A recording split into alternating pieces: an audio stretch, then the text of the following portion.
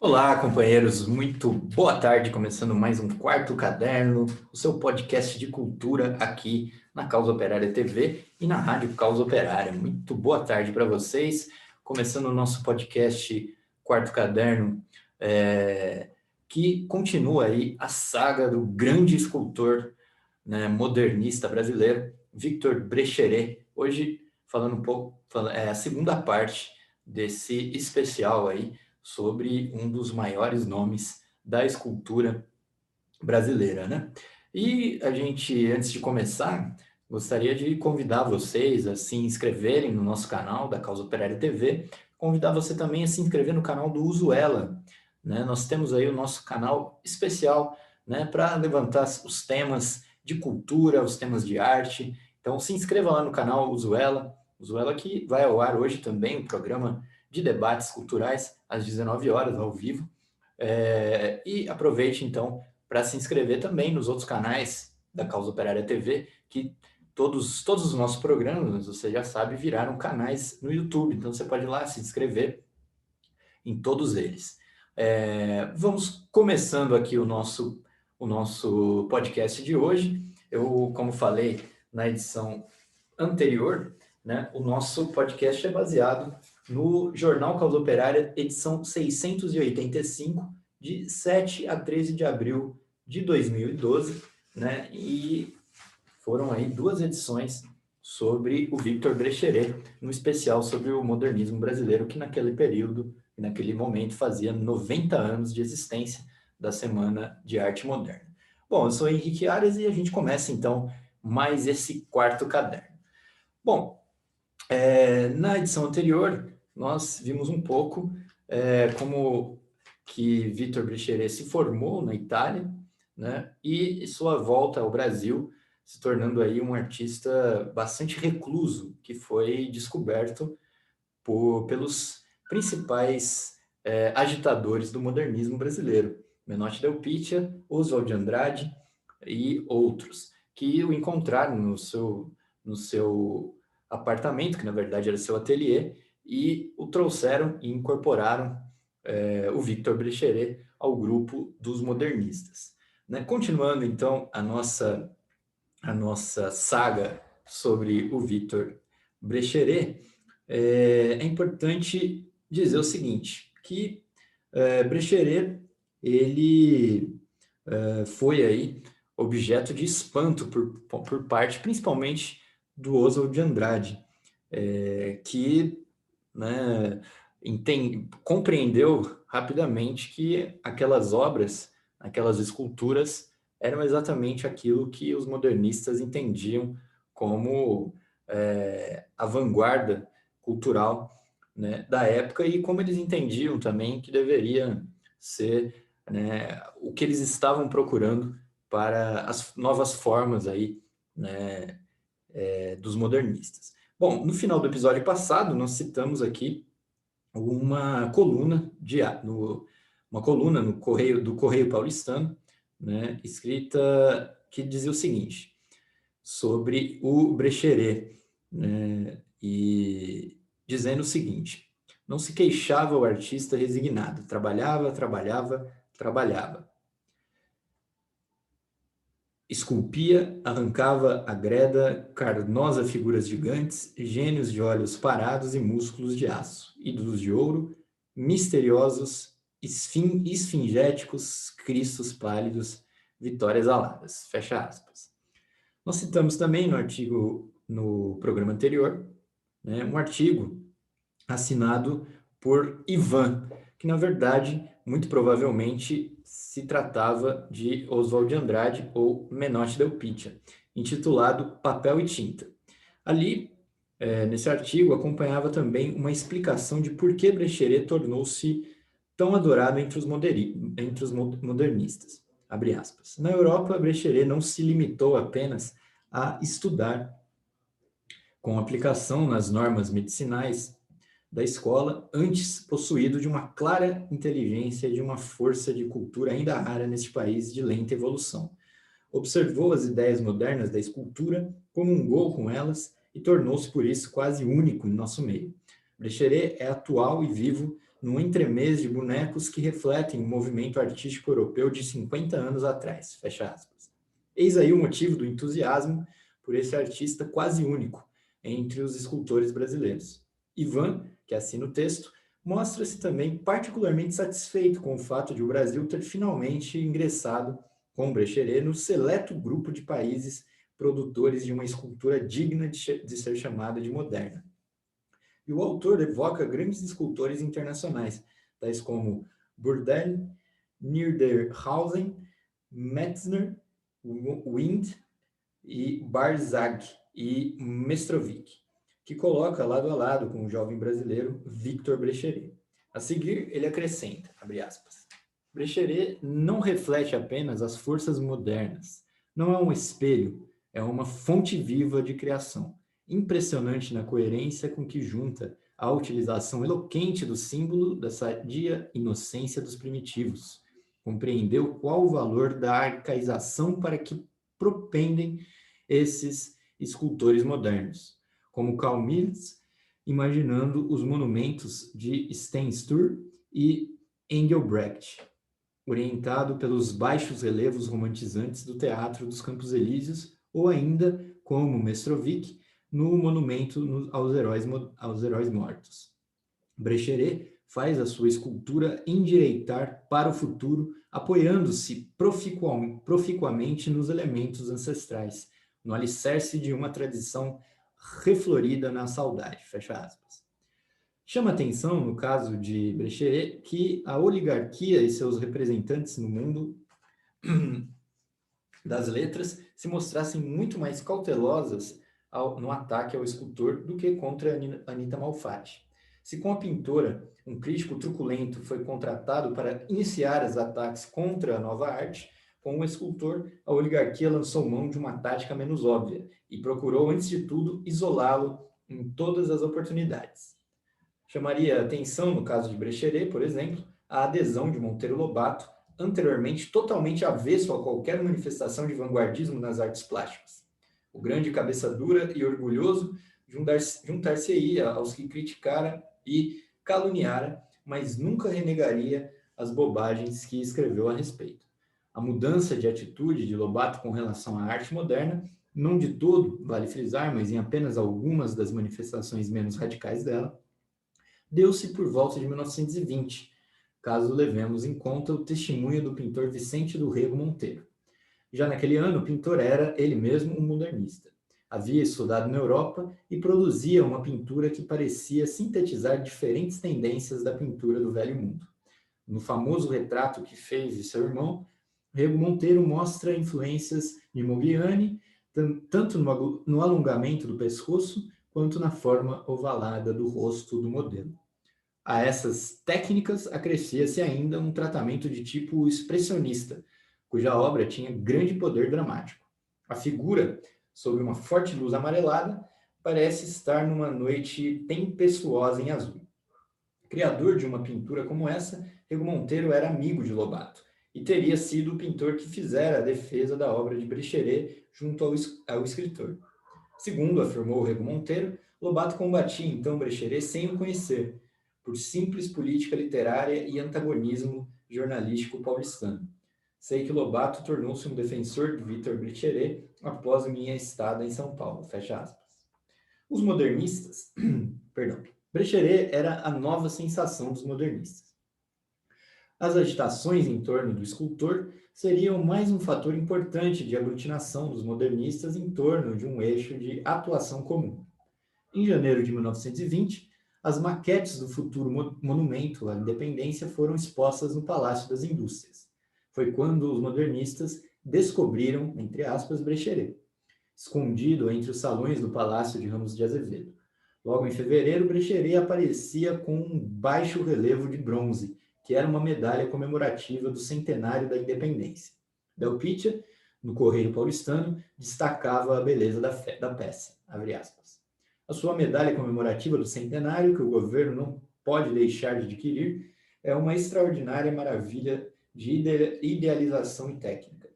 Antes da sua pátria voltar-se para a sua arte, Brecheret teve o prazer de ver a sua medalha adquirida pelo Museu de Haia, e pela régia escola de Roma. Fecha aspas. Fica absolutamente claro em artigos como esses a campanha que os novos orquestravam na imprensa buscando romper o cordão de isolamento que havia contra eles e a arte moderna. Daí o apelo direto de Léo Pitia para que o governo brasileiro adquirisse o bronze de Brecheret, o que representaria uma pequena vitória simbólica para o movimento.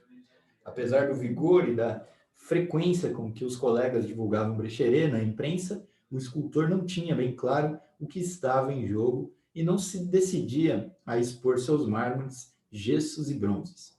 Menotti Del Pitta não economizava no verbo e chegou a publicar artigos clamando pela exposição que nunca vinha.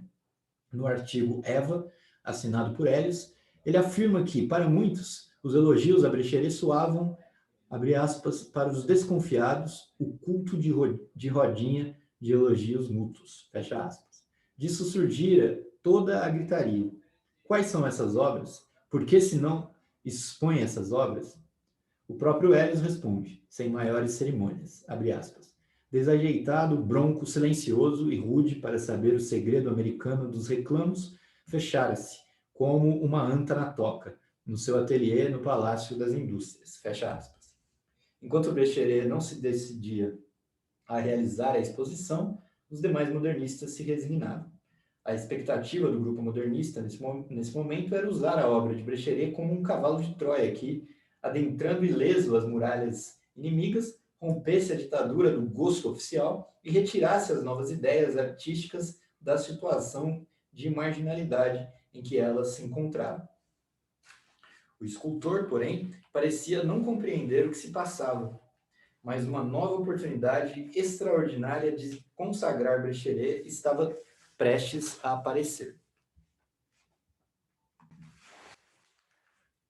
A melhor oportunidade para explorar esse trunfo da nova arte, a obra de Brecheret, não tardou a aparecer. Em 1920, o governo de São Paulo estava já em meio aos preparativos para a comemoração do centenário da independência, que iria ocorrer apenas em 1922. Foi também logo nos primeiros meses de 1920 que o então presidente de São Paulo, Washington Luiz, destacou que o evento seria a oportunidade ideal de se fazer um segundo monumento, destacando a contribuição de São Paulo à formação do Brasil. Deveria ser, obviamente, um monumento às bandeiras, a grande epopeia dos paulistas continente adentro, para além da linha de Tordesilhas, um dos episódios fundamentais da criação do Brasil como país continental que é hoje, e que se harmonizava anacronicamente em seu caráter empreendedor com o desenvolvimento industrial e econômico do Estado de São Paulo, novo rico da Federação Nacional. Se o Brasil tem hoje o tamanho continental que tem e ocupa uma parcela tão expressiva do território a oeste, foi graças aos bandeirantes. Caso contrário, o país estaria condenado a ser tão somente uma magra faixa litorânea ocupando a porção leste do território. O monumento às bandeiras seria, a um só tempo, uma homenagem ao país e ao Estado de São Paulo. O Washington Luiz, um dos próceres da oligarquia que naquele momento introduzia diante da gigantesca crise do regime político uma orientação conciliadora como meio de preservação do regime, nomeia Monteiro Lobato para presidir uma comissão que seria encarregada de coordenar os trabalhos em torno do projeto ao monumento. Lobato, por sua vez, designou alguns colegas para tomarem parte na comissão, entre eles Menotti Del Pitta e Oswald de Andrade. O escultor designado por eles para o projeto é Victor Brecheret. A oportunidade era aparentemente excepcional para a propaganda da ativa vanguarda modernista em guerra contra o status quo. O escultor, executando uma encomenda oficial da envergadura desse monumento, em uma cerimônia tão importante quanto a do centenário, inevitavelmente seria alçado a expoente da arte nacional, servindo perfeitamente aos propósitos dos demais membros do grupo modernista de fazer penetrar suas ideias e seu movimento na sociedade dominante. O cavalo de Troia do modernismo estava prestes a tomar forma. As primeiras notícias sobre o andamento dos trabalhos em torno do monumento começaram a surgir na imprensa ao final de junho, por meio dos artigos de Menotti Del Pitta e de seu pseudônimo, Hélios, para o Correio Paulistano. Um mês mais tarde, ao final de julho, o projeto monumental de Brecheret está concluído para ser apresentado ao público. A apresentação do projeto ocorreu em uma cerimônia oficial na Casa Byington, na rua 15 de novembro, diante de uma pequena plateia. Estavam presentes Washington Luiz e o secretário do Interior, Dr. Alarico Silveira. O Correio Paulistano noticiou no dia seguinte como havia transcorrido a cerimônia. O jornal publicou uma reprodução da maquete e um memorial descritivo do projeto, assinado por Brecheret, que foi o mesmo apresentado na cerimônia do dia anterior. Hélios declara, abre aspas, o que há de notável na obra, que hoje vai ser exposta ao público, é quebrar ela, de acordo com as mais modernas correntes estéticas vitoriosas do mundo, a técnica antiga e corrente. A escultura, com todas as criações do gênero humano, extravasou em expressões mais audaciosas e violentas e, hoje em dia, libertada definitivamente, com o raro poder simbólico, a vida e a beleza.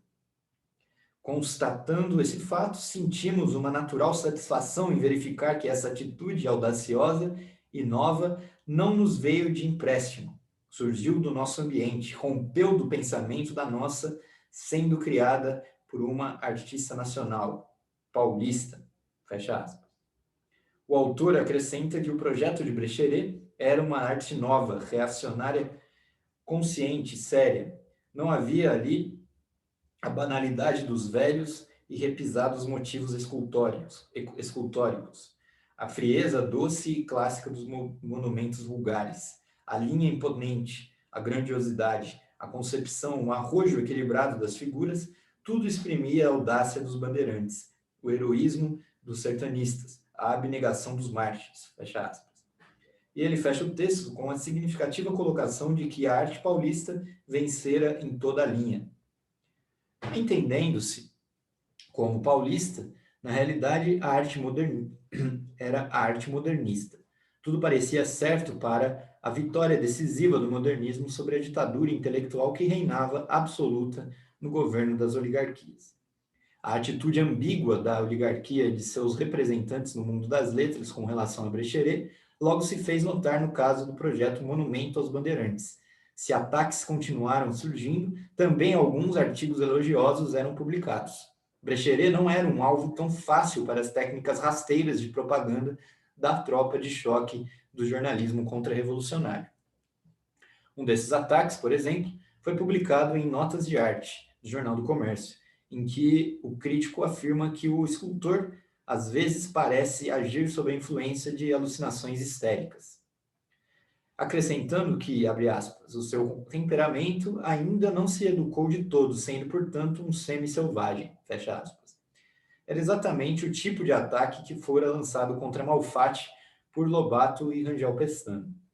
O Estado de São Paulo, por seu lado, tirou um artigo elogioso a Brecheret, concluindo ser aquele projeto de monumento às bandeiras bem digno da grande epopeia que se quer comemorar. É a epopeia paulista numa obra de arte paulista, fecha aspas. A posição da oligarquia, porém, se esclareceria rapidamente no momento seguinte. O otimismo dos modernistas com relação ao projeto de Brecheret era justificável. O vento estava aparentemente a favor deles, e isso parecia expressar-se na nomeação da comissão, liderada pelos novos e seus apoiadores. Mas a aparência era enganosa. O Brecheret, apesar do talento e da alta capacidade, acabaria contido por uma força maior, os jogos políticos da oligarquia. Subitamente, para o completo espanto dos modernistas, em uma bela manhã, o governo comunica à comissão que a comunidade portuguesa radicada em São Paulo decidiu, de modo inesperado, oferecer à cidade, que os acolhera, também um monumento para o centenário com o tema das bandeiras. Esse presente dos portugueses deveria ser executado pelo escultor também lusitano Teixeira Lopes. Os modernistas protestam veementemente, mas Washington Luiz já havia tomado a decisão. Não era aconselhável para o governo se indispor com os portugueses. Para surpresa do presidente paulista, no entanto, a manobra política desperta acaloradas críticas por parte dos membros da comissão que começam uma campanha na imprensa, particularmente Menotti Del Pitta. Escrevendo como Hélios, ele apelava para o sentimento nacionalista dos leitores, afirmando que, abre aspas, só um paulista poderia empreender em toda a sua majestosa grandiosidade, fecha aspas, e só Brecheret particularmente reunia as qualidades necessárias à execução da tarefa. Segundo argumentava Hélios, abre aspas, outro escultor, grande que fosse, minguaria o feito na estreiteza de uma façanha, traduzindo em bronze, com justa corpo de couro e arcabuzes, ridiculamente humanos, os semideuses das entradas, fecha aspas. Ele acrescenta ainda, em uma clara referência aos portugueses, que, abre aspas, o monumento brasileiro deve ser integralmente brasileiro, quer na forma global, quer na sua minúcia ornamental, fecha aspas. Encerrando o texto com um veemente protesto, abre aspas. Não se deve, pois, consentir mais que a alma e a técnica estranhas se fixem no bronze que imortaliza as glórias da nossa raça, fecha aspas. O surgimento súbito do presente dos portugueses a São Paulo era, obviamente, uma manobra política do governo, representante dos interesses e do gosto dos barões do café. Em momento algum, Washington Luiz se colocou contra a execução do projeto modernista. Pelo contrário, os relatos que os modernistas deixaram sobre o caso recordam Washington Luiz entusiasmado com a beleza da maquete de Brecheret. Analisando-se os fatos, percebe-se, no entanto, que não foi o que ocorreu. Diante da insistência dos modernistas, o presidente paulista colocou panos quentes na polêmica e anunciou que adiaria o empreendimento até que se chegasse a uma solução mais razoável. Esse adiamento era o pretexto ideal para o engavetamento definitivo do projeto modernista de Brecheret. Por outro lado, o monumento dos portugueses nunca apareceu e não se tocou mais no assunto. Os membros da comissão ficaram desconcertados com o episódio, que foi manipulado muito habilmente para não se criar atritos entre o governo e os novos. Eles mesmos não conseguiram chegar a uma conclusão definitiva sobre o que teria ocorrido. Delpitia passou a se referir ao projeto de Brecheret como, abre aspas, o monumento que os portugueses mataram sem o substituir, fecha aspas. Ele apenas arranha a superfície do problema que estava oculto. E em outro artigo, escreve, abre aspas, a arte de Brecheret, arte moderna, pujante, revolucionária, talvez não fosse bem interpretada pelo nosso encoscorado jecatatuísmo, fecha aspas. Na realidade, o que Delpitia chamava muito amavelmente de má interpretação era a completa aversão que a oligarquia tinha da arte moderna e de tudo o que as novas ideias em arte representavam, expressão de um descontentamento latente que ameaçava ruir toda a parafernália ideológica do regime. O modernismo era a ponta do iceberg da revolução política que se processava no país. Tirando-se a cortina de fumaça que encobre o conteúdo objetivo do acontecimento, a manobra rasteira do governo de Washington Luiz representava a resposta da oligarquia àquela ofensiva modernista que usava a obra de Brecheret como ponta de lança contra as ideias artísticas do regime, ideias que eram impostas como verdadeiros dogmas cristãos sobre toda a sociedade. O engavetamento inesperado do monumento às bandeiras representava mais uma derrota dos modernistas na política de tornar aceitável para a oligarquia intelectual as suas novas concepções, tornando clara uma resistência que somente poderia ser vencida não por meio do acordo e da conciliação, mas da crescente radicalização, como efetivamente ocorreria e como ocorre sempre em todas as situações. É a incapacidade de autorreforma do regime que leva à revolução e não a mera disposição incendiária dos opositores. A oligarquia percebera que, ao elaborarem o monumento, os modernistas realizavam uma jogada importante que, certamente, iria reverter a situação de isolamento em que se encontrava a nova arte, e isso não era admissível. Rejeitavam, assim, implicitamente a mão conciliadora estendida pelos radicais. Não é por acaso que o monumento de Brecheret às bandeiras paulistas seria desengavetado novamente apenas em 1936, já no governo de Getúlio Vargas. A gente encerra por aqui a segunda parte do quarto caderno especial sobre o grande escultor Victor Brecheret. E para quem tiver interesse em adquirir esse caderno cultural do Jornal Causa Operária, como eu falei, da edição 685, é só entrar em contato conosco na nossa livraria do PCO, em lojadopco.com. E nessa edição do jornal você, inclusive, tem acesso a textos do próprio Victor Brecheret explicando os detalhes desse monumento às bandeiras e também o projeto original, né, um pouco do monumento às bandeiras, que foi posteriormente, né, modificado, né, quando efetivamente ele foi construído.